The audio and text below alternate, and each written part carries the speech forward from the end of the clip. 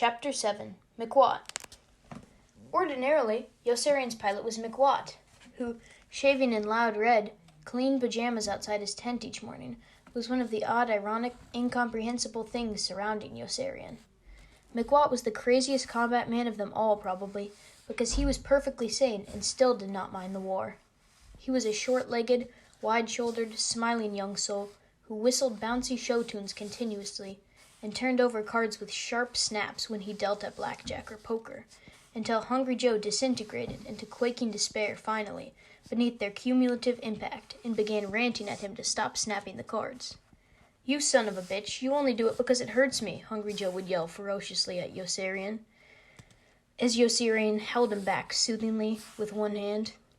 "That's the only reason he does it, because he likes to hear me scream, you goddamn son of a bitch." McWatt crinkled his fine freckled nose apologetically and vowed not to snap the cards any more, but always forgot.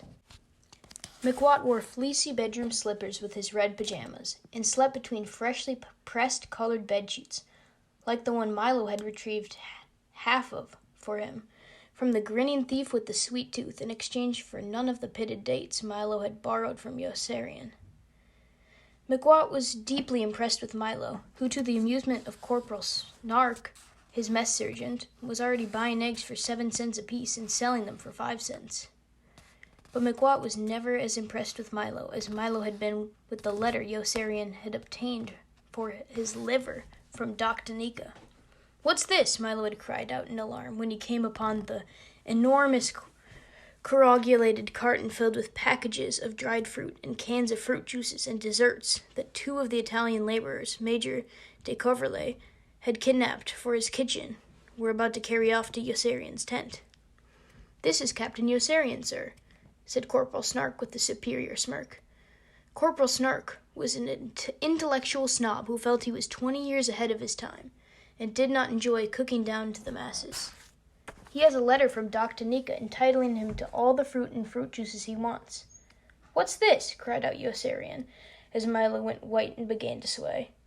"This is Lieutenant Milo Minderbinder, sir," said Corporal Snark, with a derisive wink. "One of our new pilots. He became mess officer while you were in the hospital this last time." "What's this?" cried out McWatt late in the afternoon, as Milo handed him half his bedsheet. "It's half of the bedsheet that was stolen from your tent this morning," Milo explained with nervous self-satisfaction, his rusty mustache twitching rapidly. "I'll bet you didn't even know it was stolen." "Why would anyone steal a bedsheet?" Yossarian asked. Milo grew flustered. "You don't understand," he protested.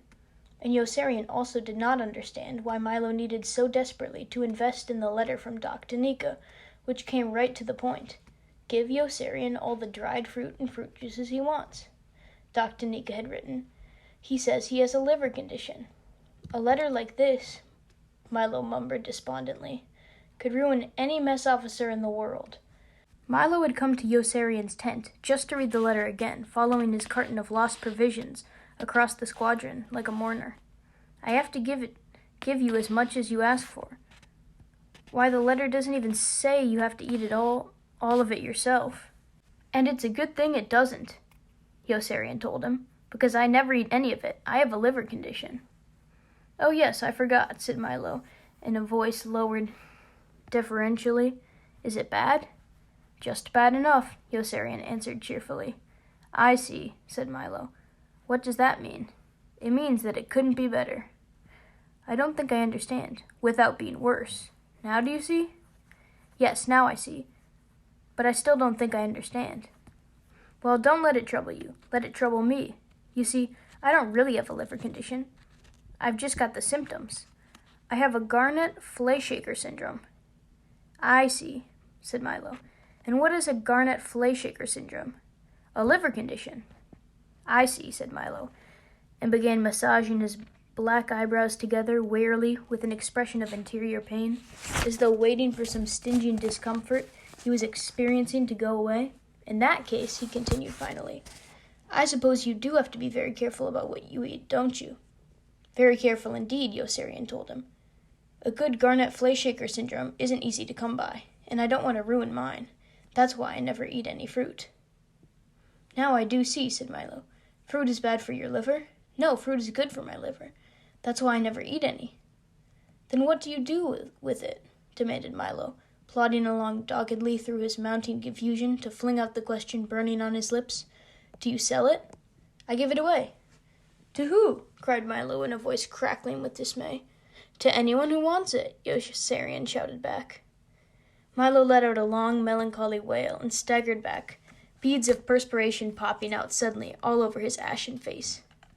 He tugged on his unfortunate mustache absently, his whole body trembling.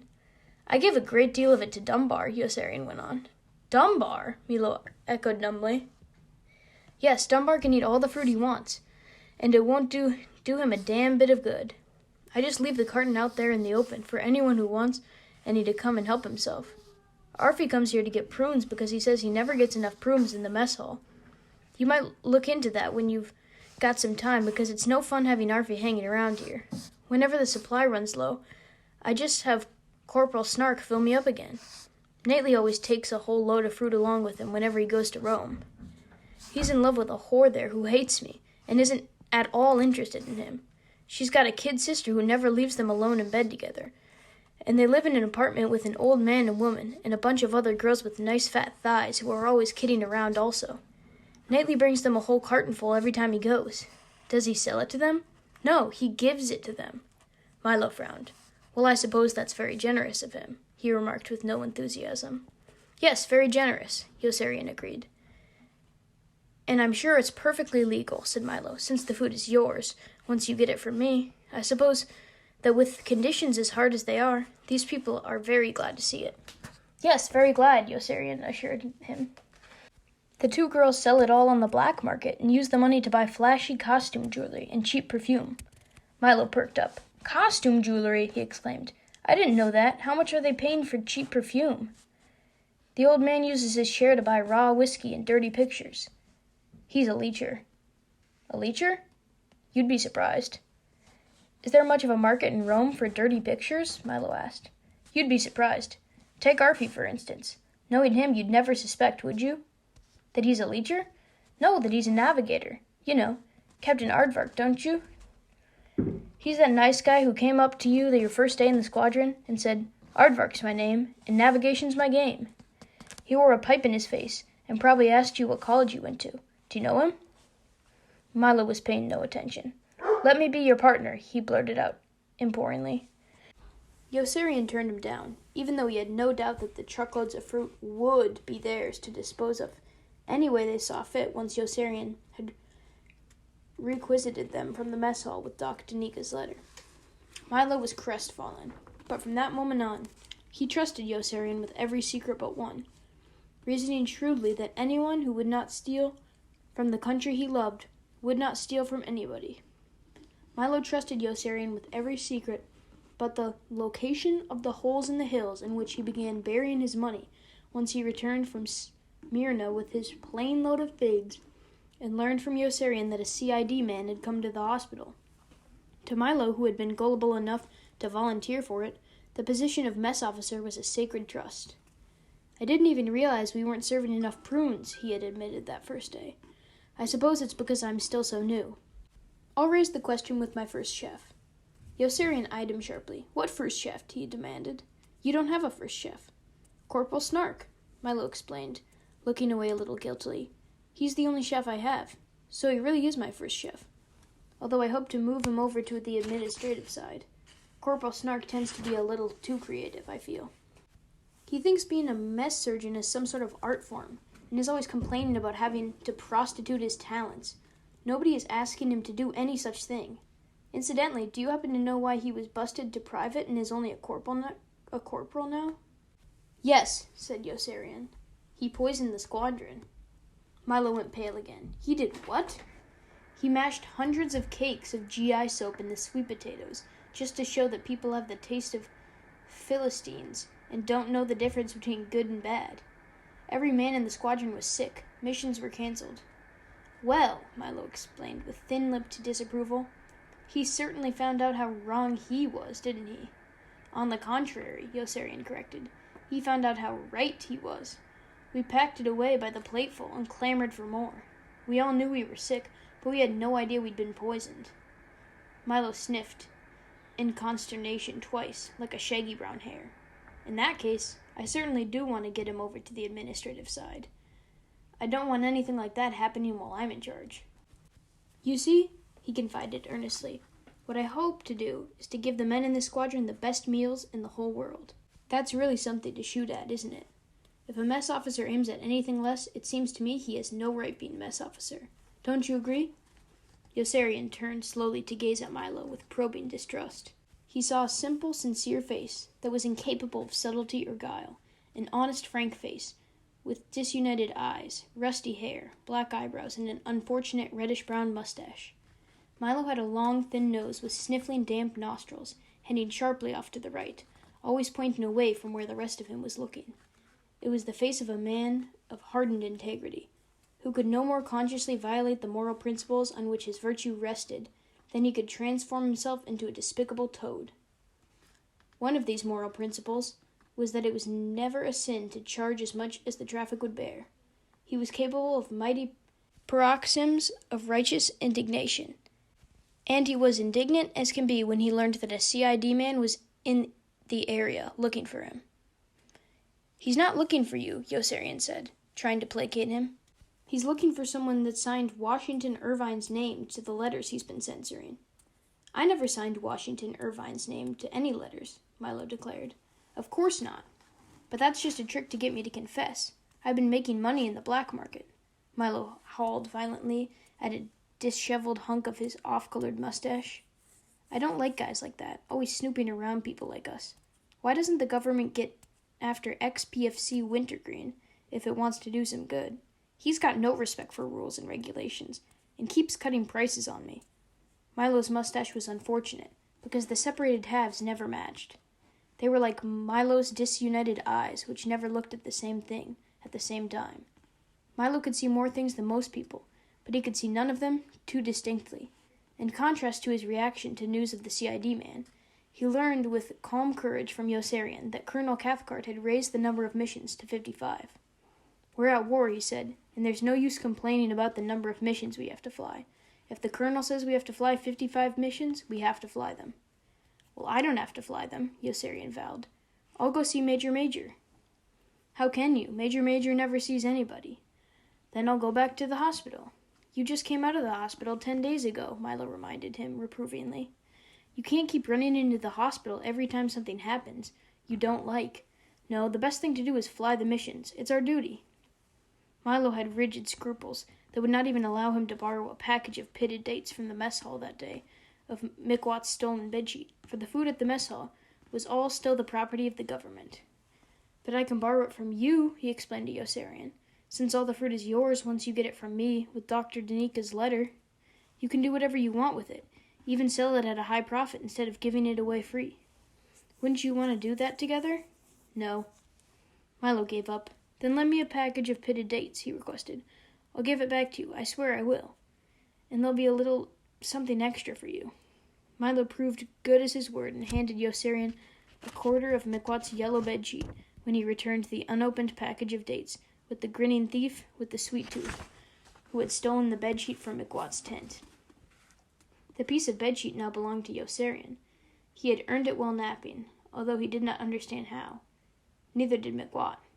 What's this? Cried McWatt, staring in mystification at the ripped half of his bedsheet. It's half of the bedsheet that was stolen from your tent this morning, Milo explained. I'll bet you didn't even know it was stolen. Why would anyone want to steal half a bedsheet? Yossarian asked. Milo grew flustered. You don't understand, he protested. He stole the whole bedsheet, and I got it back with the package of pitted dates you invested. That's why the quarter of the bedsheet is yours. You made a very handsome return on your investment, particularly since you've gotten back every pitted date you gave me. Milo next addressed himself to McWatt. Half the bedsheet is yours because it was all yours to begin with, and I really don't understand what you're complaining about, since you wouldn't have any of it if Captain Yossarian and I hadn't intervened in your behalf. Who's complaining? McWatt exclaimed. I'm just trying to figure out what I can do with half a bedsheet. There are lots of things you can do with half a bedsheet, Milo assured him. The remaining quarter of your bedsheet I've set aside for myself as a reward for my enterprise, work, and initiative. It's not for myself, you understand, but for the syndicate. That's something you might do with half the bedsheet. You can leave it in the syndicate and watch it grow. What syndicate? The syndicate I'd like to form someday so that I can give you men the good food you deserve. You want to form a syndicate? Yes, I do. No, a mart. Do you know what a mart is? It's a place where you buy things, isn't it? And sell things, corrected Milo. And sell things. All my life I've wanted a mart. You can do lots of things if you've got a mart, but you've got to have a mart. You want a mart? And every man will have a share. Yossarian was still puzzled, for it was a business matter, and there was much about business matters that always puzzled him. Let me try to explain it again, Milo offered with growing weariness and exasperation, jerking his thumb towards the thief with the sweet tooth, still grinning beside him. I knew he wanted the dates more than the bedsheet. Since he doesn't understand a word of English, I made it a point to conduct the whole transaction in English.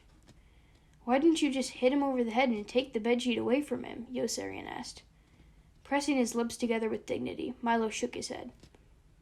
That would have been most unjust, he scolded firmly. Force is wrong, and two wrongs never make a right. It was much better my way. When I held the dates out to him and reached for the bedsheet, he probably thought I was offering to trade. What were you doing? Actually, I was offering to trade. But since he doesn't understand English, I can always deny it. Suppose he gets angry and wants the dates. Why, we'll just have to hit him over the head and take them away from him, Milo answered without hesitation. He looked from Yossarian to McWatt and back again. I really can't see why everyone is complaining about. We're all much better off than before. Everyone is happy but this thief. And there's no sense worrying about him, since he doesn't even speak our language, and deserves whatever he gets. Don't you understand? But Yossarian still didn't understand how Milo could buy eggs in Malta for 7 cents apiece and sell them at a profit in Pianosa for 5 cents.